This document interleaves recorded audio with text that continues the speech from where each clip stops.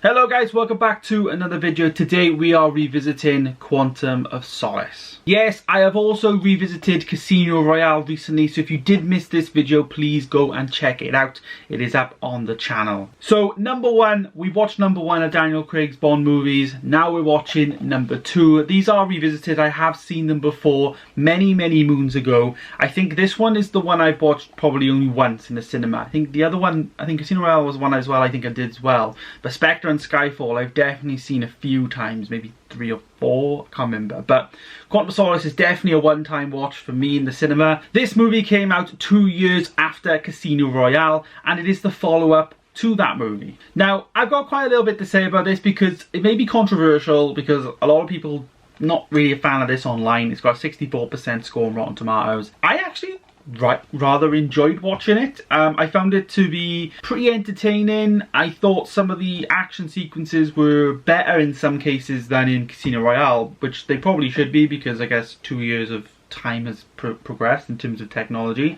So I thought that was good. Don't get me wrong, the house scene in this was great, but in this one I really enjoyed some of the sequences, some of the effects. I think what really lets this down, and I think, you know, maybe a lot of you will agree with this, is the story to this film is very lackluster. When you're comparing it to Casino Royale, which is really like story rich, really, you know, it's full of good content, it's really well written. This one is kind of a bit scatty, you know, and it doesn't really, I mean, it does tie up some ends, but it doesn't really, it just feels like a spin-off film, you know what I mean? It just feels like it's not actually attached to the other movie, which of course it is. We do get some follow-up bits on Vesper Lynn, etc. So, you know, we do get some stuff there. When they were filming this on location as well, it looked awesome. I really did like the look of this film.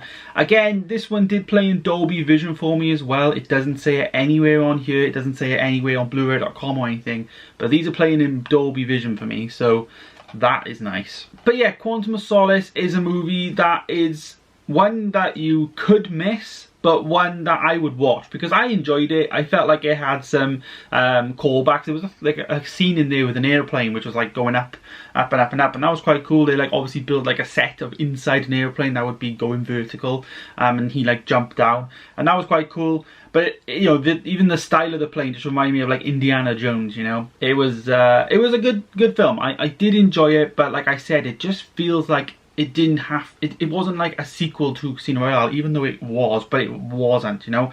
Casino Royale's up there, like it's like one of the best, if not his Daniel Craig's best movie, but this one is then right down here, you know. As I say though, I did enjoy it, and I'm going to rate this, I'm going to rate it a 7 out of 10. For me, I actually thought it was good. I was borderline a 6 out of 10, which obviously lines up with the Rotten Tomatoes score, but for me, I did enjoy it more than that. Like, I was on the edge of my seat. Like, I thought like, oh, some of these action sequences are quite good. The only thing for me that made it lose some points is the lack of story. It didn't really go anywhere, and you know, I felt like, as I say, this could have been just like a spin-off TV film. Yeah, that's just what it felt like in terms of the actual, I guess, story.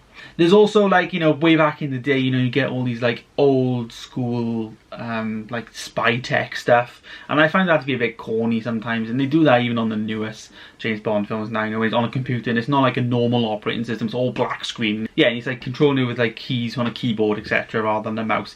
I just find all that like spy stuff like really cringy, and this was no exception. Like this big table, which was like a big iPad, and then he was like turning these things around, like, and showing Judi Dench, etc. So yeah, that was a bit corny. Anyways though, now we will be watching Skyfall next. We also have Spectre to come, so stay tuned for those over the coming days. We will be revisiting these. So yeah, there is my review and revisiting of Quantum of Solace. It's a great looking 4K. I would recommend getting these in 4K, especially while they're $9.99. But the movie for me just was filler. Thanks for watching though guys, stay tuned for more, and I'll see you in the next one. Goodbye.